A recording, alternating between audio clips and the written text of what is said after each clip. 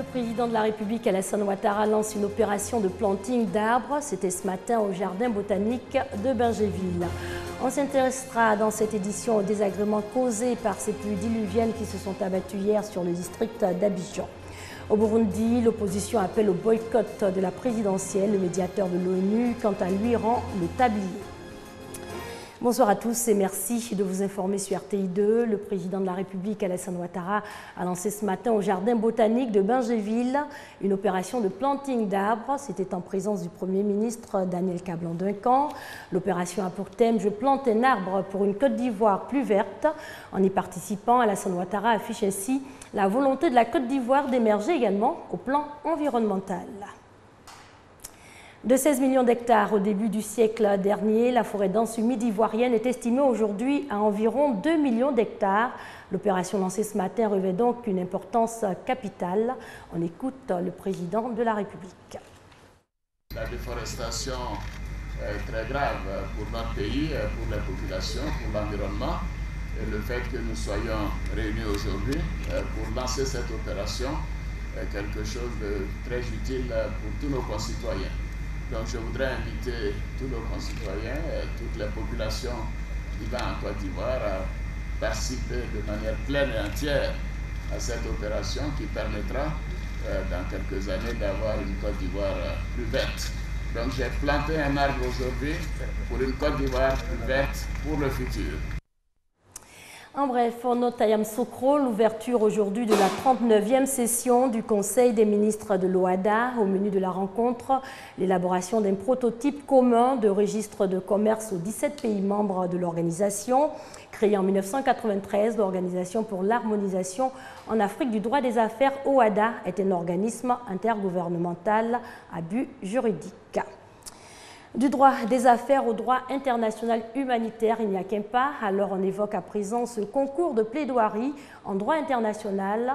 8 universités nationales s'affrontent depuis hier. Le reportage de Patricia Omo-Etia. Nous ne sommes pas dans un tribunal, mais plutôt au concours national de plaidoirie. Ici, les étudiants de l'université Félix Houphouët-Boigny sont opposés aux étudiants de l'université catholique de l'Afrique de l'Ouest, UCAO. Les participants ont l'occasion de se mettre à la place d'un délégué du CICR, d'un officier militaire ou d'un civil dans une situation de conflit armé. Pour Pélagé, juriste chargé du droit, c'est l'occasion de faire sortir le droit des salles de cours afin que les étudiants en comprennent mieux son application dans la réalité.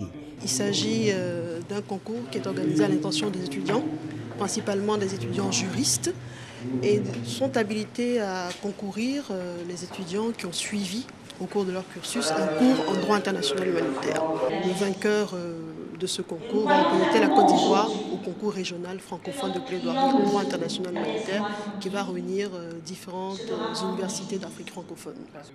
Depuis 2005, le concours régional francophone de plaidoirie en droit international humanitaire a lieu tous les 2 ans. Les éditions 2005 et 2009 ont été remportées par la Côte d'Ivoire. L'édition 2015 se tiendra à Niamey et réunira plusieurs pays de l'Afrique francophone. En images, débutées lundi, les épreuves écrites du brevet d'études du premier cycle s'achèvent demain avec les épreuves de musique et d'éducation aux droits de l'homme et à la citoyenneté, EDHC. Près de 294 000 candidats sont en lice. Précisons que dans le cadre de l'opération Épervier, plusieurs téléphones portables de candidats ont été saisis par les équipes de l'Inspection générale du ministère de l'Éducation nationale et de l'enseignement technique. Double épreuve, on peut le dire, pour ces candidats avec la saison des pluies. Il n'a pas plu ce matin, mais les pluies diluviennes constatées hier et les jours avant dans le district d'Abidjan ont occasionné de nombreux désagréments. En zone industrielle, par exemple, la pluie a laissé sur son passage des habitations inondées. Le point de la situation avec Herman Niamien. Ils vont devoir attendre pour une période indéterminée avant de regagner leur domicile. Ces habitants du quartier Sodefo Extension, dans la commune de Yopougon, vivent un véritable cauchemar. Ils ont dû fuir leur maison inondée aux 3 quarts par les pluies diluviennes de ces derniers jours. Si, chez mon grand frère derrière là-bas. Ma femme est partie chez ses parents. Aujourd'hui, moi avec lui, on est séparés. Un part des familles, si se sépare de ses familles comme ça, c'est pas bon. Selon les habitants, cette situation est la conséquence de la fermeture d'une canalisation d'évacuation d'eau par une entreprise de cimenterie située en face du quartier. Depuis, ils ont fermé les anciennes canalisations pour faire la nouvelle, la toute première pluie du mois de mai de 2014 n'est plus partie jusqu'à aujourd'hui. On a pataugé partout, mais rien. Et aujourd'hui, la situation s'est aggravée. Aujourd'hui, tout le monde a quitté. Moi-même, nous sommes propriétaires de maisons. Aujourd'hui, on loue maison. Nos tentatives pour rencontrer les responsables de l'entreprise se sont avérées infructueuses. Selon les gardiens des lieux, aucun responsable n'est présent sur place. L'entreprise elle-même a dû fermer depuis 2 jours à cause de l'inondation dont elle est aussi victime. N'ayant pas les moyens de se prendre un nouveau logement et aussi la chance de séjourner chez un parent ou chez une connaissance, une 50aine de familles a trouvé refuge dans cet établissement scolaire. Vraiment, c'est pas facile, ce moment. C'est pas facile. Nous sommes exposés à tout, nous sommes là. Bon, c'est pas une situation qu'on a voulu, mais nous sommes obligés de faire avec parce que nous ne savons pas où rentrer pour le moment. Les sinistrés souhaitent que les autorités compétentes se penchent sur cette situation afin de leur permettre de regagner leur domicile. Les pluies, vous le savez, augmentent le risque d'accidents électriques, par exemple l'électrocution. Le Centre ivoirien pour le développement de la formation professionnelle a initié récemment une formation sur la prévention des risques électriques. Connaît par Gasso. Comment prévenir les risques des personnes exposées directement ou indirectement aux travaux électriques? La question était au centre de la formation organisée par le Centre ivoirien pour le développement de la formation professionnelle CIDFOR.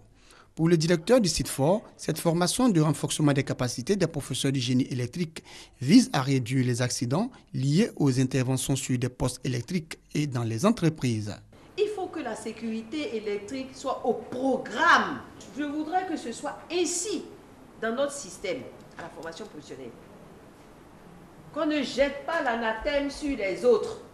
Qu'on se dise qu'on peut toujours apprendre. Permettre aux professeurs et aux travailleurs exposés aux risques électriques d'être au fait des normes de sécurité en vigueur dans le corps du métier de l'électricité. Cette initiative du Centre ivoirien pour le développement de la formation professionnelle bénéficie du soutien du ministère d'État, ministère de l'Emploi, des Affaires sociales et de la formation professionnelle.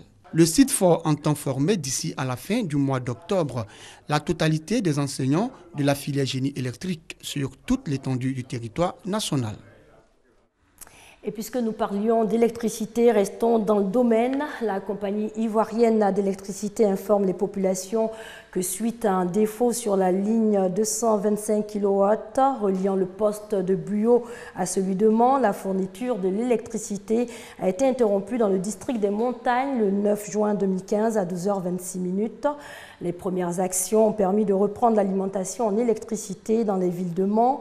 Depuis hier, les villes de Danané, Diouékoué, Fakobli et Kouibli ont ensuite été réalimentées aujourd'hui. Les actions sont en cours afin de ramener la situation à la normale dans les meilleurs délais.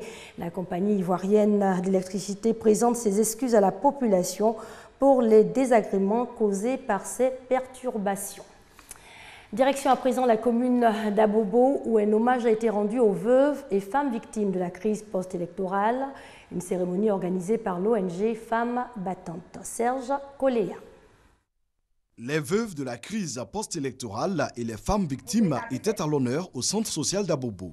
L'ONG Femmes Battantes a salué leur courage et leur détermination à faire face aux réalités quotidiennes de leur famille malgré leur situation de veuve. Elles ont reçu des sacs de riz, des seaux et autres ustensiles. Par ce geste, l'ONG Femmes Battantes veut rappeler à ces mères leur rôle majeur dans l'édification d'une nation. La présidente de l'ONG Femmes Battantes, Akoman Loukou Apolline, par ailleurs conseillère économique et sociale, les a exhortés à faire confiance au président de la République qui a décidé de faire de la question de l'indemnisation des victimes une priorité. Les femmes se sont engagées à soutenir le chef de l'État dans la constitution de son dossier de candidature à la présidentielle. C'est pourquoi elles ont mobilisé des moyens qu'elles entendent remettre au président de la République pour marquer leur volonté. En image, hier au sud du Mali, une trentaine d'hommes armés ont pris d'assaut le camp militaire et les postes de la police des frontières et de la gendarmerie de Misséni, petite ville située près de la Côte d'Ivoire et du Burkina Faso. L'attaque imputée aux djihadistes a fait un militaire malien tué et 2 autres blessés. C'est la première fois que les violences atteignent l'extrême sud du Mali. En bref, les chefs d'État et de gouvernement du Tchad, du Cameroun, du Niger et du Bénin rencontrent le président nigérian Muhammadu Buhari à Abuja, la capitale fédérale nigériane. Il s'agit d'un sommet pour finaliser la force régionale anti-Boko Haram. La force d'intervention conjointe multinationale sera dotée de 8 700 militaires, policiers et civils fournis par les 5 pays.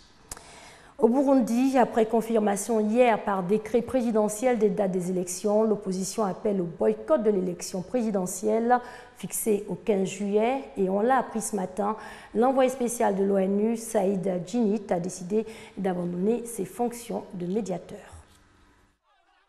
Dans le tumulte de l'actualité politique au Burundi, 2 faits majeurs de ce mercredi 10 juin retiennent l'attention. Le facilitateur dans la crise burundaise, Saïd Djinnit, jette l'éponge. On le savait récusé dans sa tâche par la société civile et l'opposition burundaise depuis le début de sa médiation. Il est reproché au diplomate algérien beaucoup de partialité dans sa démarche.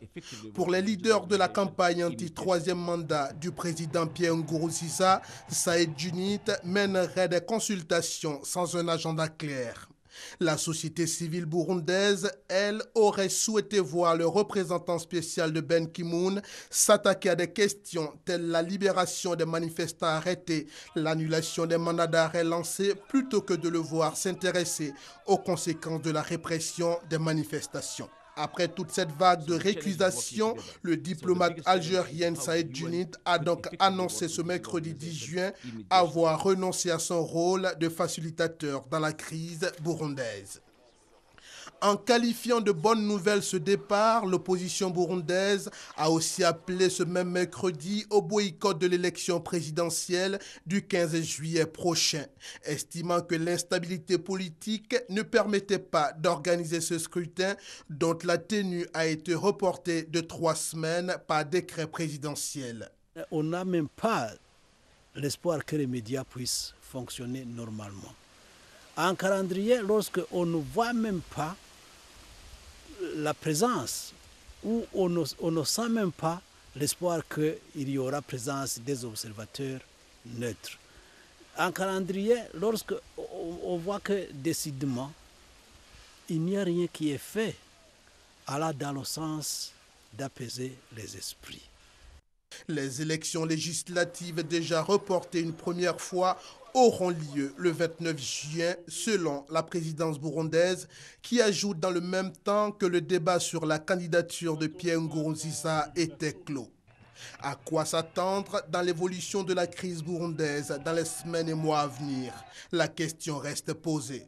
Pour l'heure, Bujumbura, la capitale du Burundi, elle reste en proie à des manifestations quasiment tous les jours depuis que le chef de l'État a décidé le 26 avril dernier de briguer un 3e mandat, bien que la Constitution en limite le nombre à 2. C'était un reportage signé Thomas Guessambi. On parle football avec d'abord en bref un mot sur le mondial féminin au Canada. Dans le cadre de son 2e match de poule, la Côte d'Ivoire affronte la Thaïlande. C'est demain sur le coup de 1h GMT. Pour rappel, lors de son premier match, la Côte d'Ivoire s'est inclinée devant les Allemandes, 10-0. Et pour terminer, la Coupe du Monde féminine se fera sans elles, les footballeuses indonésiennes. Elles rêvent cependant d'une Coupe mondiale, un véritable défi en Indonésie, un pays très conservateur. Ces jeunes joueuses n'ont qu'un but, redorer le blason du football féminin indonésien.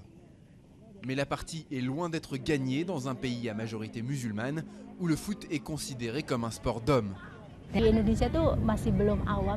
En Indonésie, ce n'est pas courant pour une fille de jouer au foot. C'est plutôt pour les garçons, avec toutes les blessures, etc. En fait, au début, je n'étais pas très enthousiaste. L'équipe féminine ne s'est pas qualifiée pour la Coupe du Monde 2015 au Canada, mais la fédération est confiante pour l'avenir, malgré la suspension que vient de lui imposer la FIFA.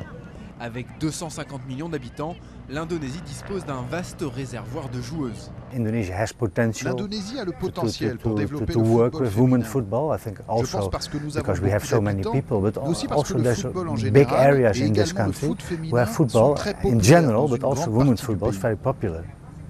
Si elle offre des avantages démographiques, la taille de l'archipel constitue en revanche un handicap logistique. Il est en effet difficile et coûteux d'organiser des tournois ou de rassembler les meilleures joueuses de l'île, au risque d'en perdre certaines. Le football, c'est ma passion et je veux vraiment y jouer. Si l'Indonésie ne nous soutient pas, je réfléchirai à aller jouer dans un autre pays.